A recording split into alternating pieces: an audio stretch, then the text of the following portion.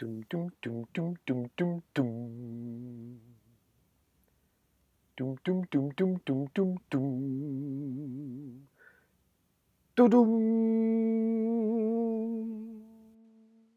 Hey! Mot du jour numéro 24. Un mot par jour, ou presque, pour dire des trucs dessus.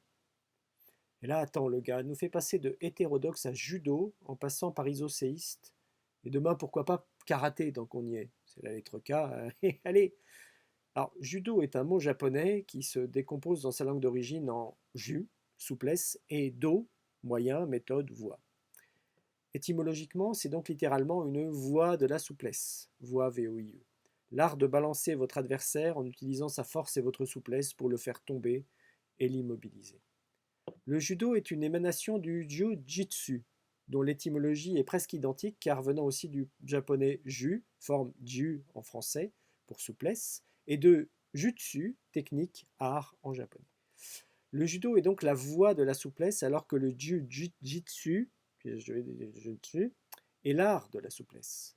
La différence entre les deux est surtout culturelle, le jiu-jitsu étant un véritable art du combat, assez dur, ancestral, et duquel le judo a été dérivé par la volonté d'un grand maître japonais qui trouvait le jiu-jitsu un peu trop rudimentaire à son goût.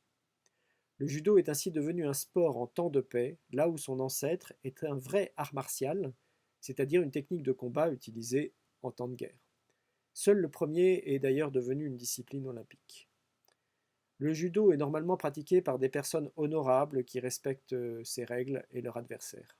Dans la réalité, j'ai arrêté de le pratiquer à 16 ans en raison des coups bas d'autres judokas, y compris à l'entraînement. Notez pour terminer que le ka de judoka signifie expert en japonais et que ce suffixe est invariable et neutre dans cette langue, ce qui fait de la forme judokate une forme involontaire de féminin redondant.